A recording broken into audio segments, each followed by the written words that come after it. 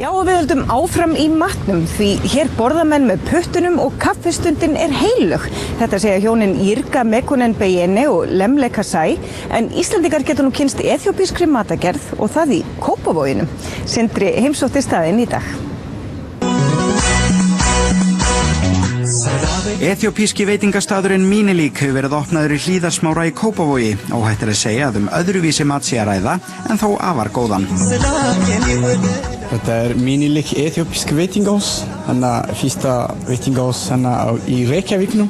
Og hvað snýst eþíópísk matagerð? Þetta kjúklingar og lambkjöt og nautakjöt, 100% öðruvísi sem Íslendingar gera. Jirka segir sannfærður að Mínilik bjóð upp á fjölbreyttasta matseðilinn fyrir grænmetisætur vegna hefða Eþíópíu búa fyrir því að fasta. Eþíópía mjög gamalt land og við erum með mikið tegandi krydd. Krydd í fjöllunum, krydd í hálendunum. Þetta sterkur matur?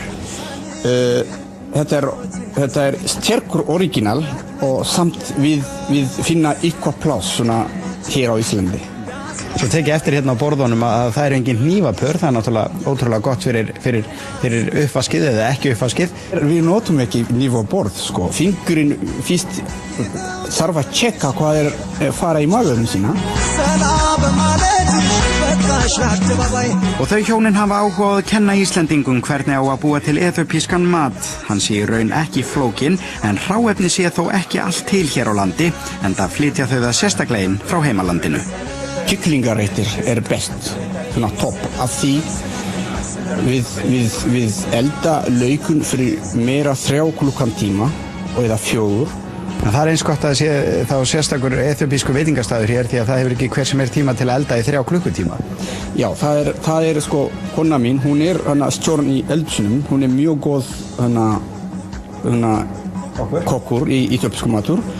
Hún brenna fyrst, hún brenna fyrst 60-70 kíló laukur fyrst og gema frysta þessa. Restin bara fresh.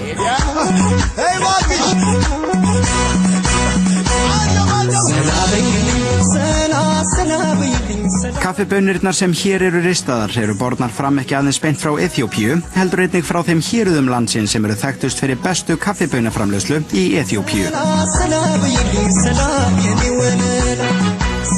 Hér á bæ taka menn sér tíma í að borða og kaffiathöfnin á eftir skemmtileg, en í stað þess að þjónninn komi með kaffi til fólksins, hópast það í kringum sérfræðinginn og fylgist með hvernig það gert.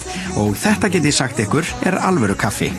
Ég mjög ánægður líka með Íslandingar, mjög open-minded fólk af því allt kemur, ekkert segja að prófa að læra og borða með puttunum og bara allir elska kaffiháttis okkar og það bara gaman að hafa Íslandingar hennar. Ég var ekki hugsað svona, kannski þetta öðruvísi matur, land og það bara erfitt kannski að byrja.